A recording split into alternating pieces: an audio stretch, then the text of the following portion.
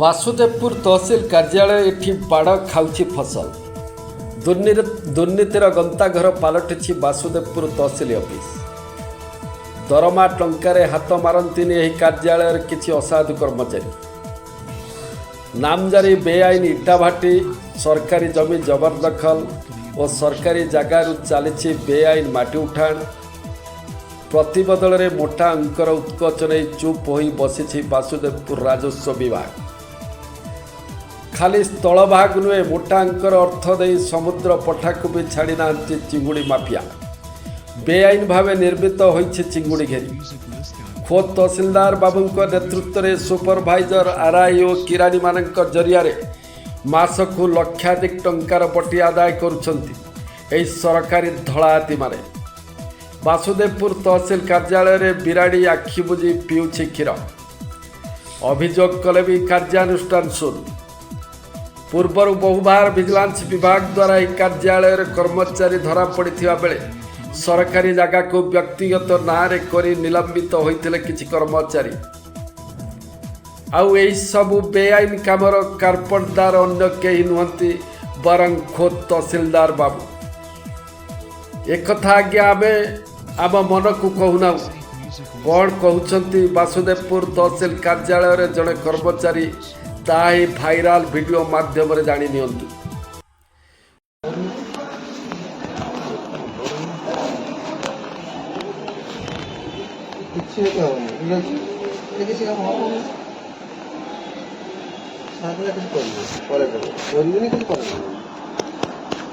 ସାଧାରଣ ଲୋକର ରାୟ ପାଇବା କେମିତି?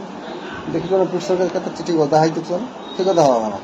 ଏଇ ରାଜେନ୍ଦ୍ର ପଣ୍ଡା ଥାନ୍ତା, ଗୋପୀନାଥ କୁମାର ଥାନ୍ତା, ଏମିତି ସବୁ ଗଦା ହେଇଥାନ୍ତା, ସେସବୁ ରଖିଥାନ୍ତା, ସଫା କରିଦେଇଥାନ୍ତା। ଗୋଟେ ଲୋକକୁ ସେ କଥା ଦେବନି। ଗୋପୀନାଥ ପୁଅର କହିଦେବ ମାଉସୀ ତମର କ'ଣ କାମ ନେଇ କାମ, 5 ଦିନ ଭିତରେ ତମେ ଆସିକି କାମ ଏଇଟା କହିଦେଇଛି। ଆର୍ଆଇ କହିଛି, ତାଙ୍କୁ କହିଛି, ଡେଲିଗେସନ କହିଛି 5 ଦିନ ଭିତରେ ତମେ ରିପୋର୍ଟ ନେଇ ପଡ଼ିବ। 5 ମାନେ 5 ପରଫେକ୍ଟ। ଗୋଟେ ଅଫିସର ଏଇ ଛୋଟ ଛୋଟ ଅଫିସ ଗୋଟେ ଗରିବ ଲୋକ ଦେଇଛି, ବାନ୍ଧି ଦେଇଛି, ବହି ପଡ଼ିଛି, ପାଣ୍ଡୁକୁ ଲଗା ସେଇମାନେ ହଉଥିବ। କୋଉଠି ବର୍ଷା ହେଲା, କୋଉଠି କାନ୍ଥ ପଡ଼ିଗଲା, ଲୋକ ପଡ଼ିଲା ନା ମାରୁଗୁଣ ଇଏ ତ ବୁଲିଲେ କେମିତି ଆଉ। କୋର୍ଟରେ ବସିବ, ଚେମ୍ବରରେ ବସିବ ନା ତମେ ଡୋର ଟୁ ଡୋର ଅନୁଶାସନ ବସିକି କେସ୍ ମ୍ୟାସ୍ ବୁଝିବ ନା। ଏଇଟା ଗୋଟେ କଥା। କେତେ ଖରାପ 2 ବର୍ଷ ହେଲା ଆଇସି ସେୟା କରୁଛନ୍ତି। ତମର କୋର୍ଟ ଦିଆଯାଇଛି ବସିବ, ଚେମ୍ବର ଦିଆଯାଇଛି ବସିବ, ଲୋକ ଆସିବେ, କାମ କରିବେ, ଚାଲିବ।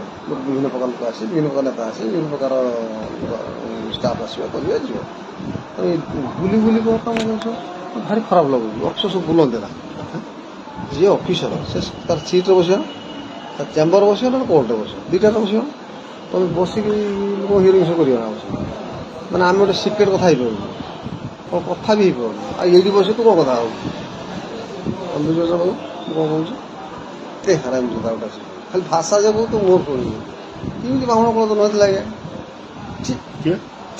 ଆରେ ଭାଷା କହୁଛି ମାନେ କିଏ? ଏଇ ଅଫସର କିଏ? ତହସିଲଦାର। ଭାଷା କହୁଛି ହଁ। ଭାଷା ମାନେ କାନ ଶୁଣିବି। ହଁ, ଜୁତା ଉଠେଇଛି ବୁଝିଲ, ଗୁଇଠା ଉଠେଇଛି ମାରିଦେବା। ହଁ, ତମକୁ ମତେ ଜୁତା ଉଠେଇଲା, ଗୁଇଠା ଉଠେଇଲା। ମୁଁ କହିଲି ଏଟା ଏତିକି ହେଇଛି, ଆଉ ଏତିକି କ'ଣ ହେଲା, କେତେ 200 300 ଅଧିକା ହେଇଯିବ। ମତେ ଭାଷା କହି ଜୁତା ଉଠେଇଲା ମାରିବ ବୋଲି ମୁଁ ପଳେଇ ଯାଇନି ଦୁଟି। ମୁଁ ପାଗଲା ମାରିବ ପଳେଆ, ପାଗଲା ହେଇଗଲାଣି। ଇଏ ସବ ପଇସା ହିଁ ପାଗଲା ହେଇଗଲାଣି। ପଇସା ସବୁ ଖାଉଛି, କିଏ ଭଲ ସବୁ ଖାଉଛି। ତହସିଲଦାର ଖାଉଛନ୍ତି। ମୋ ପ୍ରମିସ୍ ପ୍ରୁଫ୍ ଗୋଟେ ମିଳିବ ନା। ଯୋଉ ତା ଭିତରେ ଆସ କଲେ ହବ ନା। ଆଉ ଆମେ ଯାହା ବାଧିବ ସେ ଧରକ, ଯଦି ବାଧିବ ସେ ଧରକ। ଇଏ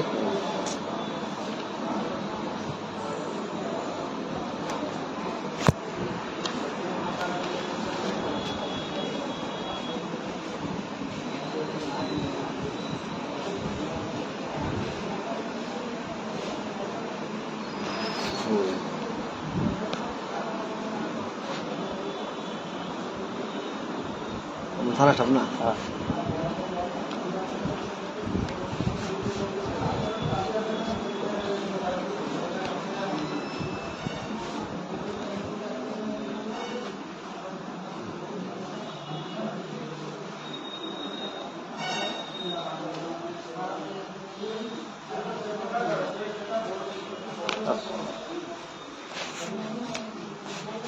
ଦେଖନ୍ତୁ ଟିକେ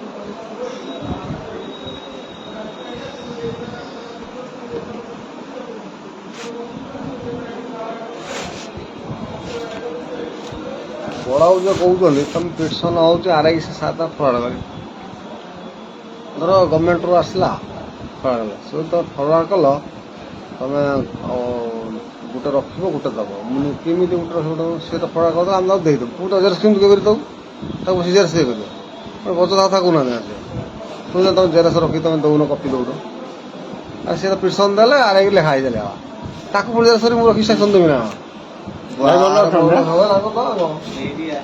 ହେଲା କର ଅଯଥା କଥା ପଡ ଏଗୁଡ଼ା ପେପର ଆଙ୍କର ପେପର ମିଳୁନି ଏଠି କିଛି ମିଳିବନି ଏଠି କିଛି ମିଳିବନି ଏଠି କିଛି ମିଳିବନି ଏଠି ଗୋଟେ କିଛି ମିଳିବନି ଏଠି କିଛି ମିଳିବନି ଏଠି ନା ବୋଉ ପିପାଲ କିଛି ମିଳିବନି କୁହନ୍ତୁନି ଭାଇ ମତେ ଭାରି ବିରକ୍ତ ଲାଗିଲା ଗୋଟେ ବର୍ଷ ହେଲା ଏ ସାର୍ ଆସିବା କଥା ମତେ ଭାରି କାନ୍ଦ ମାରିଲା କଣ ଫଟଣି ଗଲା ଫଟଣି ମାନେ ତମ ମାନେ ନାକରୁ ପାଟ ରକ୍ତ ପଡ଼ିଗଲାଣି ଆମର ଏଇରେ ମୁଁ ଖାଲି ରେଷ୍ଟ ନେଉଛି ଔଷଧ ଖାଉଛି ଇଲେକ୍ସନ୍ ଯୋଉ ଗଲା ସେ ଏପର୍ଯ୍ୟନ୍ତ ଯାଇନାହିଁ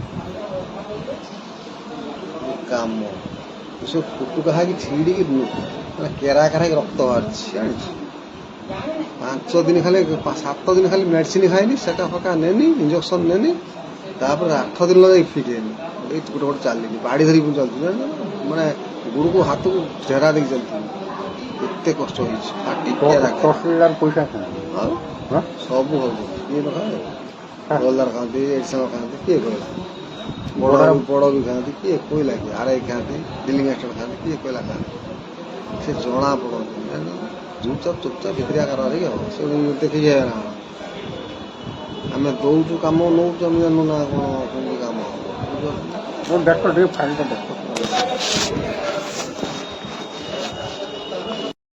ବାସୁଦେବପୁର ତହସିଲ କାର୍ଯ୍ୟାଳୟ ବାବଦରେ କ'ଣ କହୁଛନ୍ତି ସାଧାରଣ ଲୋକ ଓ ଆଇନଜୀବୀମାନେ ଆସନ୍ତୁ ଶୁଣିନେବା ସେମାନଙ୍କର ପ୍ରତିକ୍ରିୟା।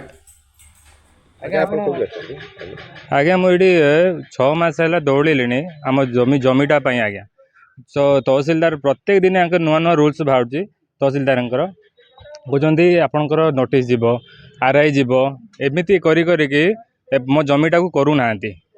କ'ଣ ପ୍ରୋବ୍ଲେମ୍ ହେଇଛି ଆପଣଙ୍କ ଜମିରେ? ଆଜ୍ଞା ମୋ ସିକିମ୍ ଜମି ଥିଲା ଆଜ୍ଞା ତାକୁ ସ୍ଥିତିବାନ କରିବା ପାଇଁ ଗଭର୍ଣ୍ଣମେଣ୍ଟର ଯେଉଁ ନୂଆ ରୁଲ୍ସ ଆସିଛି ଆମେ ତ କରିବା ପାଇଁ ଚାହୁଁଛି ମୁଁ ବାହାରେ ରୁହେ ଆଉ ମୁଁ 6 ମାସ ହେଲା ଦୌଡ଼ୁଛି ମୋ କାମ ଦାମ କିଛି ନାହିଁ 6 ମାସ ହେଲା ଦୌଡ଼ିଲା ପରେ ମୁଁ ଏପର୍ଯ୍ୟନ୍ତ ମୁଁ ତାର କିଛି ଲାଭ ପାଇଲି ନାହିଁ ଆଜ୍ଞା ତ କଲେକ୍ଟର ପାଖକୁ ଯାଇଥିଲି ସେମାନେ କହିଛନ୍ତି ବୁଝିବେ ବୋଲି କିଛି ବୁଝି ନାହାନ୍ତି ଏପର୍ଯ୍ୟନ୍ତ କହିଲେ ମୁଁ ପ୍ରପର ୱେରେ କରିବି ଆଉ ମୋତେ ଟାଇମ୍ ଦରକାର ଆଉ 6 ମାସ ହେଲା ପ୍ରପର ୱେରେ ହେଇପାରୁନଥିଲା ଆଜି କହୁଛନ୍ତି ପ୍ରପର ୱେରେ ମୁଁ କରିବି ବୋଲି। କ'ଣ ଆପଣ ଚାହୁଁଛନ୍ତି ଆଜ୍ଞା ମୋର ଜମିଟା ମୁଁ ଚାହୁଁଛି କେମିତି ମୋର ସ୍ଥିତିବାନ ହେବା ପାଇଁ ଏମିତି କରିବାର କ'ଣ କାରଣ କ'ଣ ଏମାନେ ବହୁତ ଲୋକ ଆଜି ବି ନୁହଁ ମୁଁ 6 ମାସ ହେଲା ଆସୁଛି ବହୁତ ଲୋକ କାନ୍ଦୁଛନ୍ତି ଆଉ ବହୁତ ଲୋକ କାନ୍ଦି କୁନ୍ଦି ଯାଉଛନ୍ତି ମୋର ହେଉନାହିଁ ବୋଲି 6 ମାସ ହେଇଗଲା ମାନେ ଲାଞ୍ଚ ନେବା ପାଇଁ ଚାହୁଁଛନ୍ତି ଆମେ ଲାଞ୍ଚ ଦେବା ପାଇଁ ଚାହୁଁନ ସେଥିପାଇଁ ଏମିତି ମାନେ କରିବାର ଉଦ୍ଦେଶ୍ୟ ତାଙ୍କର ସେଇଆ ଲାଞ୍ଚ ଦେବା ପାଇଁ ଚାହୁଁଛନ୍ତି ମାନେ ଆମେ ଲାଞ୍ଚ ଦେବୁ ନାହିଁ ଆଜ୍ଞା। ନିରୋଧ କୁମାର ଦାସ ଯୁବ ଆଇନଜୀବୀ ଭାଇରାଲ ହେଉଛି ତହସିଲ ଅଫିସରେ ଗୋଟେ କାର୍ଯ୍ୟରତ କିରାନୀ ବୟାନ ଦେଇଛନ୍ତି ଯେ କି ତହସିଲଦାର ଦୁର୍ନୀତିଗ୍ରସ୍ତ କ'ଣ କହିବେ ସେ ବିଷୟରେ? ଦେଖନ୍ତୁ ବାସୁଦେବପୁର ତହସିଲଦାର ସୌଭାଗ୍ୟ ରଞ୍ଜନ ପଣ୍ଡାଙ୍କ ବିରୁଦ୍ଧରେ ଯେଉଁ ଭିଡ଼ିଓଟି ଭାଇରାଲ ହେଉଛି ସେ ବାସ୍ତବ କଥା ସତ କଥାଟା ଭାଇରାଲ ହେଉଛି କାହିଁକିନା ଯେତେବେଳେ ଏ ଅଫିସରଙ୍କ ବିରୁଦ୍ଧରେ ଜିଲ୍ଲାପାଳଙ୍କ ଅଭିଯୋଗ ପ୍ରକୋଷ୍ଠ ହେଉ କି ସରକାରଙ୍କ ନିକଟରେ ସାଧାରଣ ଲୋକମାନେ ଗୁହାରି କରୁଛନ୍ତି ଯେ ଦୁର୍ନୀତିଗ୍ରସ୍ତ ଅଫିସର ବାରମ୍ବାର କେମିତି ସାଧାରଣ ଲୋକଙ୍କୁ କାର୍ଯ୍ୟାଳୟରୁ ଦୌଡ଼ାନ୍ତି बिना अर्थ बिना उत्कच बिना काम हो पारिबो नहीं बोली से स्पष्ट भाव में किरानी माध्यम एवं ये समस्त अभियोग को जिते विजु जनता दल सरकार थिला से शुणु नथिले कर्णपात कले आज खोद वासुदेवपुर तहसिल कार्यालय जड़े सचोट किरानी ये कथा को लोकलोचन को आनी एवं केमिति से कार्यालय रे जड़े ओएस अफिसर होगी जोता उचेबा ऑफिसर माने ऑफिसर होगी कार्यालय अन्य क्लर्क मान को पिटिबा अभद्र भाषा प्रयोग करवा एवं उत्कोच नवा तांकर बोल करा किरानी दरिया रे जो कि जो दिलीप महांती अच्छा क्लर्क पियनरू आज पर्यंत आसिकी 15 वर्ष हम वासुदेवपुर अच्छा 5 वर्ष धरी तहसिल कार्यालय अच्छा से उत्कोच द्वारा कलेक्शन कर आज चिंगुड़ी घेरी कथा हो जो मैंने बेआईन भाव में जो जबरदखल कर बेआईन माटी उठाण कथा हो एवं बाली गाड़ी चांदा आदाय कथा हो ये समस्त जगार तहसिलदार प्रति मासरे मोटा अंकरे उत्कच नहीं ये बेआईन कार्य को सब प्रश्रय देइछन्ति आ दीर्घ 2 वर्ष रु 2.5 वर्ष हेबो ओडिशा सारा ऑफिसरंकर बदली हैला किंतु वासुदेवपुर तहसिलदार सौभाग्य रंजन पंडांकर बदली हैलानि निर्वाचन गला विजु जनता दल रे एजेंट गिरी करी दलारी गिरी करी ये कार्यालय रे रही साधारण लोकन को कौन दे चांदा आदाय करी बटी आदाय करी उत्कोच नहीं एठारे दीर्घ दिन धरी से आसन जमेकी रही आमे आज तांको कार्यालय किरानी जो वीडियो आज साधारण लोकन को आसी एथिरु स्पष्ट होउची आमे कहूथुलु सरकार शुणु नथिले एबे तांको कार्यालय किरानी को कहिसंती ए कथा को सरकार कर्णपात करंतु एवं एभली जने दुर्नीतिग्रस्त ऑफिसर जे कि हाईकोर्ट जीवा बहाना रे सरकारी गाड़ी की नहीं जगत सिंहपुर बुलंती एवं विभिन्न प्रकार अभियोग विरुद्ध रे रही जोटा कि गणमाध्यम प्रतिनिधि होंतु वकील माने होंतु से माननको गेट आउट सला संसद करी से माननको जो प्रकार भाव में अभद्रचित व्यवहार करती जड़े ओएस ऑफिसर ठू आम आशा करूना तेणु तांको विरुद्ध रे एभली एक दुर्नीतिग्रस्त ऑफिसर विरुद्ध दृढ़ कार्यानुष्ठान आम दाबी करुचु तुरंत तांको विरुद्ध रे प्रोसीडिंग करा जाऊ एवं एठारु बदली करा जाऊ। अपरपक्षे घटना को नहीं तहसिलदार सहित जोगाजोग करी प्रतिक्रिया नेबाई चाहिए किंतु तहसिलदार महोदय सीधा सड़क कैमेरा आगे कहवाक मना करते बरं टेलीफोन माध्यम कही कर्मचारी जनक पागल आपण माने कहीं घटना को एते गुरुत्व देउछंती एबे प्रश्न उठुछि जदि तहसिलदार कथा सत होता है ताहले यह आहुर सांघातिक जड़े पागल किपरि तहसिल रे एक गुरुत्वपूर्ण विभाग किरानी भाव कार्य करुछंती ना दुर्नीति को लुचेबा पाई निजर अधस्तन कर्मचारी को पागल सजाउछंती तहसिलदार सौभाग्य रंजन पंडा। वासुदेवपुर विभूति भीषण मुश्रंक रिपोर्ट ओडिशा न्यूज एक्सप्रेस।